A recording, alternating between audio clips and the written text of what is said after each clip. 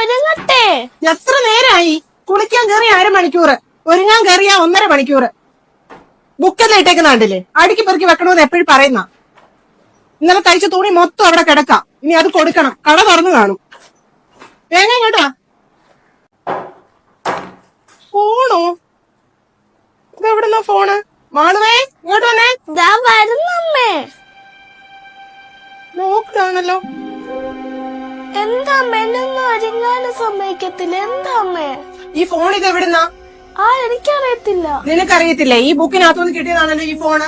എനിക്കറിയത്തില്ല. നീ എന്നോട് നുണ പറയരുത്. നിന്റെ ബുക്കിനകത്തുനിന്നാണല്ലോ ഈ ഫോൺ കിട്ടിയത്. നിനക്കിത് ആരാ തന്നെ ഈ ഫോണ്? നുണ പറയരുത് എന്റെ അടുത്ത്. ഞാൻ അച്ഛൻ വരുമ്പോ പറഞ്ഞു കൊടുക്കും. സത്യമായിട്ട് അറിയത്തില്ല ഈ ഫോണാണ്. എനിക്ക് സത്യമായിട്ട് അറിയത്തില്ല. അമ്മയുടെ മോൾ അമ്മയോട് കള്ളം പറയല്ലേ. അമ്മ അച്ഛനെ എന്തുമാത്രം കഷ്ടപ്പെട്ടിട്ടാ ഈ വീട് മുന്നോട്ട് കൊണ്ടുപോകുന്നതെന്ന് മക്കൾക്ക് അറിയാവോ? നീ കുഞ്ഞായോണ്ടല്ലേ ഒന്നും പറയാത്തത്. നീ പറയുന്ന എല്ലാം അമ്മയും അച്ഛനും മേടിച്ചു തരുന്നില്ലേ?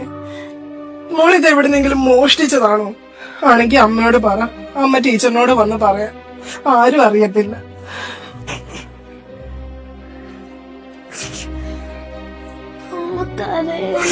ഞാൻ പറയാം. അച്ഛനോടും പറയില്ല, ടീച്ചറിനോടും പറയില്ല. ഈ ഫോൺ എനിക്കൊരു അങ്കിള് തന്നെ. ആരോടും പറയില്ല.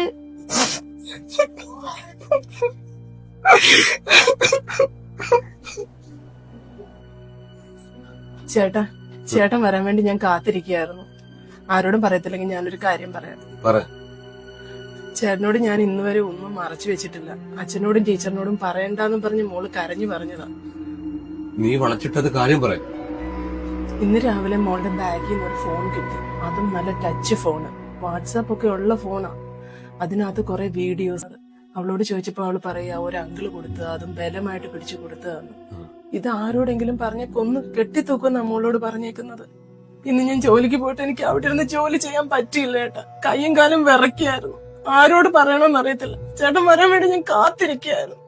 പോലീസിൽ പറയണോ, നാട്ടുകാരോട് പറയണോ, ഒന്നും അറിയില്ല. എന്ത് ചെയ്യണമെന്ന് ഒരു ഐഡിയ ഇല്ല ചേട്ടാ. ഇന്നാ ഫോൺ കിട്ടിയതുകൊണ്ട്. ഇല്ലെങ്കിൽ നമ്മുടെ കുഞ്ഞിനെ നമുക്ക് നഷ്ടപ്പെട്ടാന്. അയാൾ അവളെ പിച്ച് ചിന്തിയാന്. നീ വിഷമിക്കണ്ട. ഇത് നിനക്ക് തന്നെ പരിഹരിക്കാവുന്ന കാര്യമുള്ളൂ. ഈ കാലഘട്ടത്തില് നിനക്കുള്ള അമ്മമാര് ഇങ്ങനെ കാര്യങ്ങൾ നേടാൻ പഠിക്കണം. നീ ധൈര്യമായിട്ട് മുന്നോട്ട് പോകും.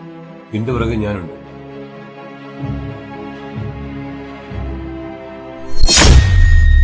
ഹലോ അങ്കിളെ. അങ്കിള് പറഞ്ഞില്ലേ എന്നെ ഒറ്റയ്ക്കാണോ?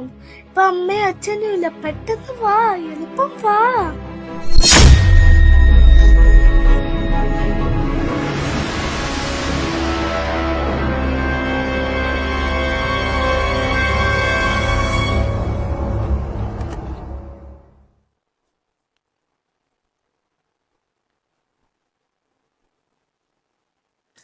എന്തോ സുന്ദരിയാണ് നിന്നെ കാണാൻ.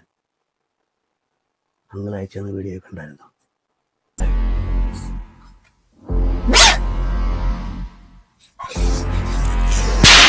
നീ എന്തോ ആണോ എന്റെ കൊച്ചിനെ ചെയ്ത്?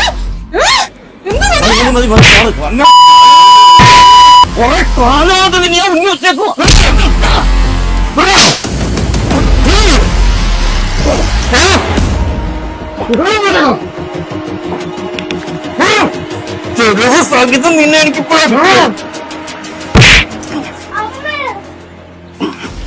കുറെ കാലമാടാ നിന്നെ ഞാൻ ഉന്നം വെച്ചത്. ഇനി നീ പുറം ലോകം കാണത്തില്ല. നീ ഒലത്തും. എടാ എത്ര ഞാൻ ചെയ്തോട്ട് അറിയുന്നത് പോലെ പുഷ്പം പോലെ ഞാൻ ഊരി വിടുവാ. നീ ഇതിനകത്തൊന്നും ഊരി. നിന്നെ പോക്സോ കേസിനകത്ത് ഞാൻ പെടുത്തുന്ന എങ്ങനെയാണെന്ന് കാണിച്ചു തരാം. നിങ്ങളെ മേടിക്കണ്ട.